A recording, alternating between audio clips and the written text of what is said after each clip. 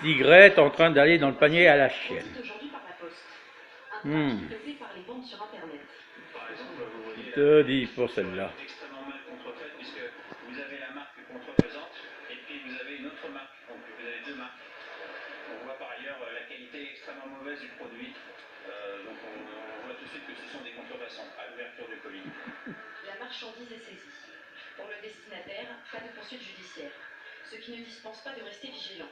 Sur les réseaux sociaux comme sur n'importe quel site de e-commerce, il faut vérifier l'identité du vendeur. Il n'y a pas de contrôle a priori. Les publicités sur Facebook ne sont pas limitées aux marques connues, à celles qui font de la publicité à la télévision. N'importe qui peut créer une campagne pour faire la promotion d'un produit, d'un service, d'un site internet, tout et n'importe quoi. Même en période de solde, certaines affaires seront toujours trop belles pour être vraies. Alors, pour en parler, Axel Cariou, Monsieur Conso de TF1 m'a rejoint. Axel, c'est un problème qui inquiète tout le monde, ces arnaques sur Internet. Comment éviter de se faire avoir?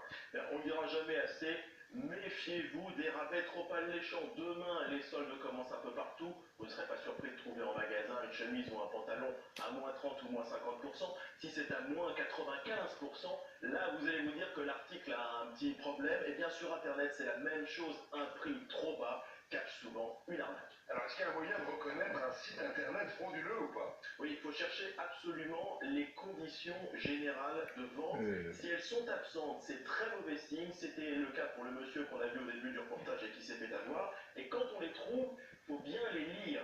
Car parfois, on se rend compte qu'au lieu d'acheter une paire de lunettes à 30 euros, par exemple, on verse 30 euros pour participer à une loterie. C'est pas tout à fait la même chose quand même. Ces conditions de vente, elles doivent être rédigées en bon français. Les fautes d'orthographe, de grammaire, etc., ça doit vous mettre la puce à l'oreille. Enfin, le site doit indiquer une adresse postale et un numéro de téléphone pour joindre son service client. Vous pouvez essayer d'appeler, ça ne mange pas de pain, et si ça ne décroche pas, vous avez sans doute affaire à un site frauduleux. Alors, parfois, on a aussi un peu peur de payer par Internet. Est-ce qu'il y a des précautions à prendre? Oui, les virements bancaires sont à bannir. Aucun site sérieux ne vous demandera de payer comme ça. Il faut accepter qu'une seule chose, c'est le paiement par carte bancaire sécurisé. Et comment sait-on que c'est sécurisé? Eh bien, on regarde la petite barre d'adresse en haut de la page internet. Ça doit commencer par HTTPS. Ça a été de se faire filmer. En anglais, si c'est HTTP tout court, méfiance, vous pourriez vous faire pirater vos coordonnées bancaires. C'est une mésaventure qui est arrivée quand même à 2 millions de personnes en France l'année dernière. Merci Axel. Grâce à vous, on va faire attention. Et on en arrive maintenant à la deuxième partie de cette édition de 13 heures, plus spécialement consacrée à l'actualité dans les régions, bien évidemment, vous le savez. D'abord avec la grippe aviaire, la zone d'abattage préventif des canards a été élargie à 38 communes nouvelles. 8 départements sont concernés, mais la plupart des foyers, messieurs, je vous le rappelle, se trouvent dans le Gers et dans les Landes. Ça nous amène à la santé, on vous parle souvent du manque de médecins à la campagne dans ce journal. 10 000 médecins de moins en 9 ans, des conséquences parfois désastreuses pour les gens, pour vous, en zone rurale surtout. Ça touche aussi la Corse, avec un médecin corse qui ne trouve pas de successeur, du côté de Porto. Patrice Roubaud, Philippe Pelletier.